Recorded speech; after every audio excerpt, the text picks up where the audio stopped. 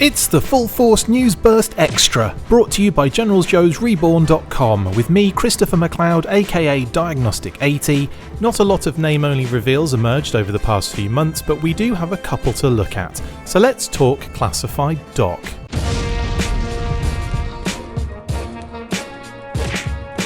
On the last Let's Talk episode, I delved into multiple characters utilising the same codename, and on today's deep dive it sort of happens again with the team's first medic, not counting Stalker's secondary military specialty of course, Doc. Before we get into that, let's start with the character of Carl W. Greer. Born in Concord, Massachusetts, he graduated Harvard Medical School and completed his residency at Johns Hopkins.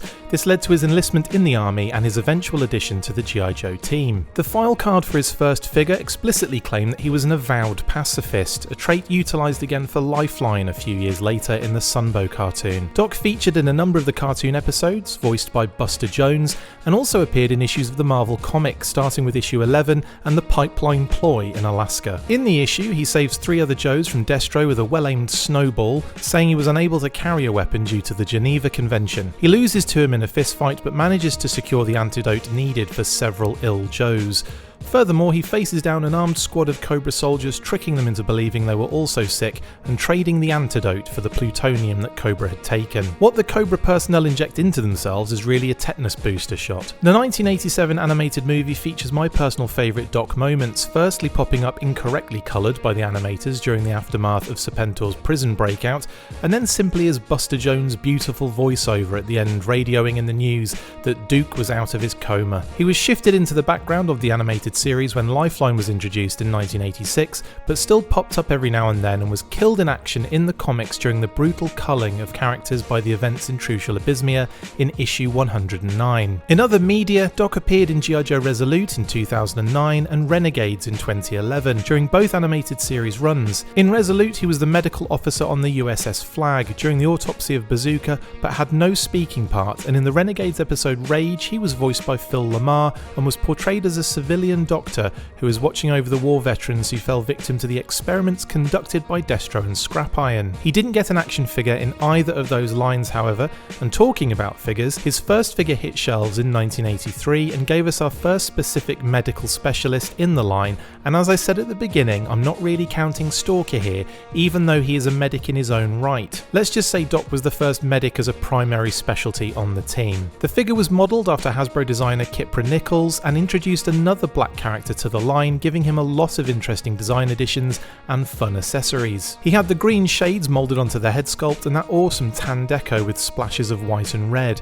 He came with a removable helmet, a rescue flare launcher and a stretcher, which upped the play value of the line immensely now that the Joes had a way of getting their fellow injured soldiers off the battlefield safely. It was also an added bonus that the stretcher fit between the skids of the Dragonfly, making speedy exfils to the hospital very handy indeed. The figure was also made available in the original Adventure Team mail-in set from Hasbro Direct in 1986 and then again in 1987. He came packaged in a plastic bag and came with 9 other figures in a carrying case. In 1985, Doc was released in South America as SOS by Estrella in Brazil for their Commandos MSAO line with different arms, a figure that also showed up in Mexico, and in Argentina by Plastorama for their Commandos Heroicos line, where they recoloured his sunglasses silver. In the same year, Palitoy released Doc carded in the UK, and as per gave him a completely different origin, having been born in Kingston, Jamaica. They didn't reveal a file name, so it's possible he was still Carl W. Greer, but we will never know for sure. His file card did stay pretty close to the US release, incorporating his secondary military specialty as a chaplain's assistant, saying that he gives medical and spiritual help to whoever needs it, no matter how dangerous the situation is. With the character's demise in the comics, we wouldn't see another release for him until the 25th anniversary. However, in 2007, the G.I. Joe Collectors Club released a Tanks for the Memories box set that included Doc's niece, Carla P. Greer, with the same codename after her character had been created and explored to some degree in the comics, but we will get to that in a second. The figure was created using the modified Lady J 1985 mould originally used for Dana from 2004 with a new head and lower arms. She received a modern 4-inch figure in the FSS Volume 4 in 2016 when she was revealed as the 13th mystery figure alongside Tiger Force Outback and Tiger Force Sneak Peek. Carla Greer was originally created for Devil's Due Press's alternate reality G.I. Joe Reloaded comic series in 2003, in which she was a reimagined version of the traditional male Doc character. Devil's Due would later import her into their mainstream continuity as Carl's niece, who took his place on the G.I. Joe team after he died in the original Marvel Joe series. Then IDW decided to do the same in its third G.I. Joe series, with the small change that their version of Carla was Carl's daughter rather than his niece. Back to the original now and the figures. In 2008, Doc was included in the 25th anniversary as a mail-away figure for Operation Rescue Doc, which was a nice nod to his Hasbro Direct mail-away inclusion. In 2010, Hasbro decided to give us an absolute beast of a figure with the Rise of Cobra Arctic Threat Toys R Us exclusive. The deco was insane, but followed the colour scheme seen in a lot of cold weather rescue teams. He came with the stretcher, a blanket and a cool storage backpack for a ton of other cool accessories. In 2016, Hasbro and IDW created a crossover universe incorporating a number of their brands into a comic series called Revolution. In the story, Carl, Doc Sr., travelled to Earth as a dire wraith but became attached and genuinely wanted the best for it, proving not all dire wraiths are evil. He also fathered a child with a human, Carla aka Doc Jr., who joined the Joe team as I mentioned earlier in this video. This little plot point was utilised for the 2017 Revolution box set, which featured the dire wraith that used mostly 25th Doc parts. It came with a new head sculpt and used the zombie viper tendrils to replicate the dire wraith's shape-shifting abilities.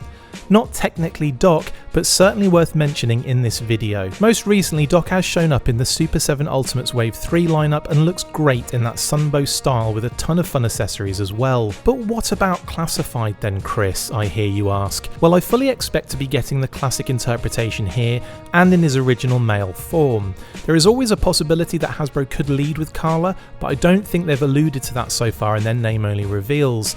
Emily dropped this one on her Instagram originally, which was tucked away in the description of a completely different post.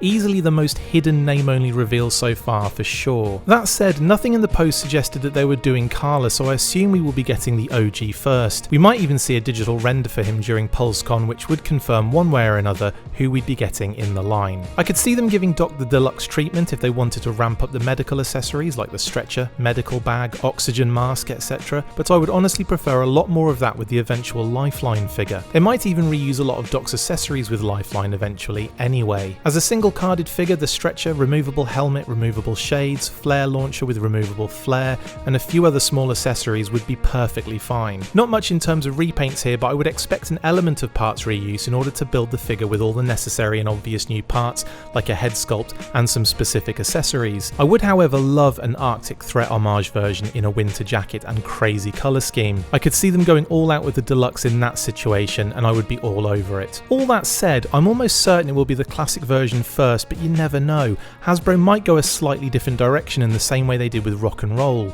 I don't think an overhaul in design is necessary in this particular case, but it's definitely a possibility. Personally, I would love to see them do the classic design and pour more creativity into the accessories. A deluxe version would certainly give them an avenue to explore some awesome upgrades in that department. A fancy stretcher or more complicated gurney would be cool, and they could really go nuts with the medical equipment. Once again, I would prefer that level of detail with Lifeline, but I imagine a lot of accessories would probably be reused anyway.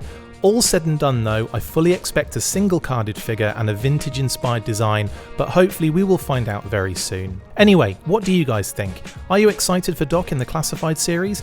Are you expecting straight vintage or some extra deluxe stuff?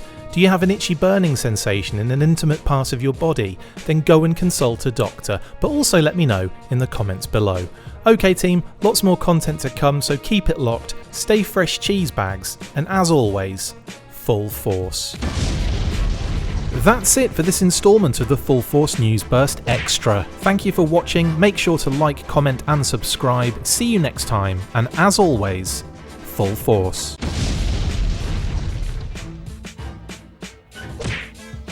Make sure you get involved with the discussion by liking, sharing and commenting on these videos, and as always you can keep up with the show after listening by following on Twitter @TheFullForce, liking the Facebook page facebook.com/TheFullForce, and if you would like to contact the show you can message us on either of those platforms with feedback and questions. We also have a Patreon page, so if you want to show your support for the show, see your name up in lights on these videos, or enjoy exclusive bonus content, then check out patreon.com/TheFullForce podcast, or click on the link on any of the posts this podcast appears in. Full Force!